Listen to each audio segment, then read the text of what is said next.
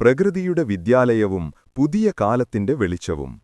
പ്രകൃതി നമുക്ക് സമ്മാനിച്ച വിദ്യാലയങ്ങളിൽ കളിയുണ്ട്, പാട്ടുണ്ട്, സംഗീതമുണ്ട്, മതമുണ്ട്, വിശ്വാസമുണ്ട്, അനുഷ്ഠാനമുണ്ട്, ആചാരങ്ങളുണ്ട്. അതുകൊണ്ടുതന്നെ വിദ്യാഭ്യാസം കൊണ്ട് ലക്ഷ്യമിടുന്നത് മാനുഷികമായ സർവ്വകലകളെയും പരിപോഷിപ്പിക്കപ്പെടുന്ന ഒരു കേന്ദ്രമായിട്ടാവണം.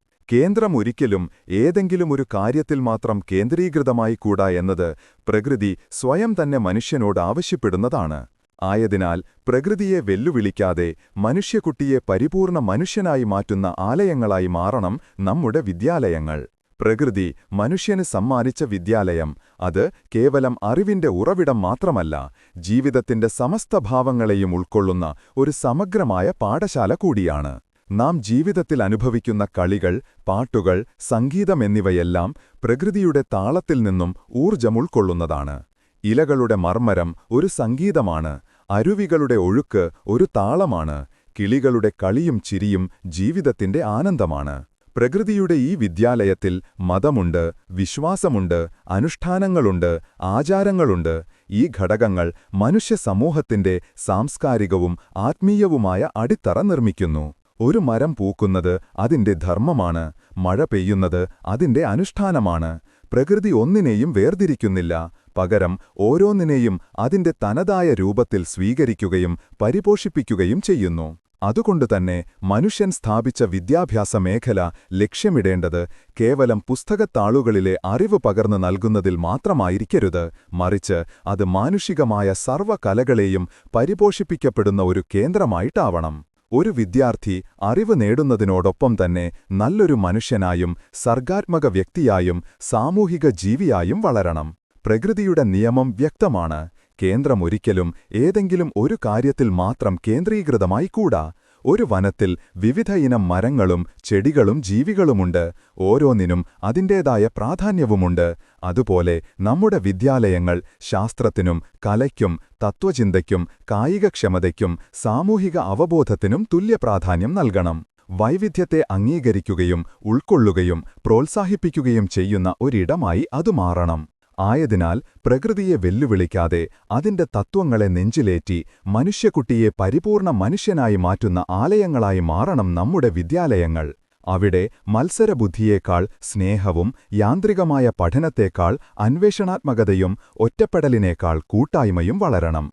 പ്രകൃതിയുടെ വിശാലതയും സൗന്ദര്യവും സഹവർത്തിത്വവും കുട്ടികളുടെ മനസ്സിൽ നിറയുമ്പോൾ അവർ ലോകത്തിന് വെളിച്ചം പകരുന്ന യഥാർത്ഥ പൗരന്മാരായി മാറും. പ്രകൃതിയുടെ വിദ്യാലയം നമുക്ക് നൽകിയ സമഗ്രമായ പാഠങ്ങൾ പുതിയ യുഗത്തിൽ ആധുനിക സാങ്കേതിക വിദ്യകളുമായി കോർത്തിണക്കി വിപുലീകരിക്കപ്പെടേണ്ടത് അത്യാവശ്യമാണ്. പ്രകൃതിയുടെ തത്വങ്ങൾ ശാശ്വതമായി നിലനിൽക്കുമ്പോൾ അത് വിദ്യാർത്ഥികളിലേക്കെത്തിക്കുന്ന രീതികളും ഉപകരണങ്ങളും കാലാനുസൃതമായി പരിഷ്കരിക്കപ്പെടണം. പണ്ടുകാലത്ത് അറിവർ പുസ്തകങ്ങളിൽ ഒതുങ്ങി നിന്നിരുന്നു. ഇന്ന് internet, artificial intelligence, AI, virtual reality, VR തുടങ്ങിയ സങ്കേതങ്ങൾ അറിവിന്റെ വാതിലുകൾ ലോകമെമ്പാടും തുറന്നിട്ടിരിക്കുന്നു. AR, VR, ഔഗുമെന്റഡ് റിയാലിറ്റി പ്രകൃതിയെ നേരിട്ടനുഭവിക്കാൻ സാധിക്കാത്ത സാഹചര്യങ്ങളിൽ പോലും സൗരയൂഥത്തെ അടുത്തറിയാനും ആമസോൺ വനങ്ങളിലൂടെ സഞ്ചരിക്കാനും അല്ലെങ്കിൽ മനുഷ്യ ശരീരത്തിന്റെ ഘടന മനസ്സിലാക്കാനും VR, AR സഹായിക്കുന്നു. പ്രകൃതി നൽകുന്ന അനുഭവപരമായ പഠനം. AI വ്യക്തിഗത പഠനം, പേഴ്സണലൈസ്ഡ് ലേണിംഗ്. ഓരോ വിദ്യാർത്ഥിയുടെയും കഴിവുകളും പഠനരീതികളും വ്യത്യസ്തമാണ്. ഒരു കാര്യത്തിൽ മാത്രം കേന്ദ്രീകൃതമാവരുത്. പ്രകൃതിയുടെ നിയമം. AI ഉപയോഗിച്ച് ഓരോ കുട്ടിക്കും അവരുടെ വേഗതയിലും താൽപ്പര്യങ്ങൾക്കുമനുസരിച്ച് പഠനം ക്രമീകരിക്കാൻ സാധിക്കുന്നു. ഇത് മാനുഷികമായ സർവ്വകലകളെയും പരിപോഷിപ്പിക്കാൻ സഹായിക്കുന്നു. പുതിയ കാലത്തെ വിദ്യാഭ്യാസം പ്രാദേശികമായി ഒതുങ്ങി നിൽക്കരുത്. സാങ്കേതികവിദ്യ ലോകത്തിന്റെ വിവിധ ഭാഗങ്ങളിലുള്ള സംസ്കാരങ്ങളെയും മതങ്ങളെയും ആചാരങ്ങളെയും അടുത്തറിയാനുള്ള അവസരം നൽകുന്നു.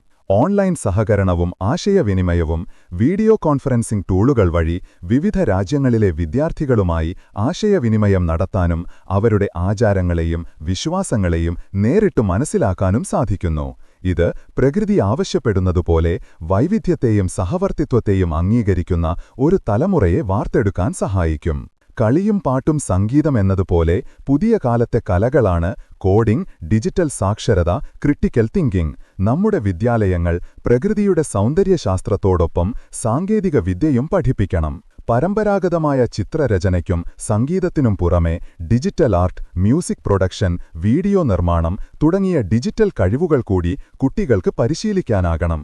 ഇത് കുട്ടിയുടെ പരിപൂർണ്ണ മനുഷ്യനായി മാറ്റുന്ന പ്രക്രിയയെ ത്വരിതപ്പെടുത്തും. സാങ്കേതികവിദ്യ ഒരു ഉപകരണം മാത്രമാണ്, അത് ലക്ഷ്യമാവരുത്.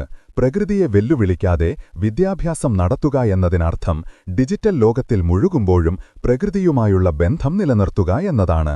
സാങ്കേതികവിദ്യയുപയോഗിച്ച് പഠനം കൂടുതൽ ആകർഷകമാക്കാം, എന്നാൽ അതോടൊപ്പം സാമൂഹിക ബന്ധങ്ങൾ, കായിക പരിശീലനം, മാനുഷിക മൂല്യങ്ങൾ എന്നിവയ്ക്ക് പ്രാധാന്യം നൽകണം. സാങ്കേതികവിദ്യ മനുഷ്യന്റെ വികാരങ്ങളെയും സർഗാത്മകതയെയും പിന്തുണയ്ക്കുന്ന ഒരു ഉപകരണമായി പ്രവർത്തിക്കണം. ചുരുക്കത്തിൽ, പുതിയ കാലത്തെ വിദ്യാഭ്യാസം പ്രകൃതിയുടെ അടിസ്ഥാന തത്വമായ സമഗ്രതയെ നിലനിർത്തിക്കൊണ്ട് ആധുനിക സാങ്കേതികവിദ്യയുടെ അനന്തമായ സാധ്യതകളെ ഉപയോഗിച്ച് മനുഷ്യക്കുട്ടിയെ അറിവും മൂല്യങ്ങളും വൈദഗ്ധ്യവുമുള്ള പരിപൂർണ്ണ മനുഷ്യനായി മാറ്റുന്ന ഒരു കേന്ദ്രമായി മാറണം.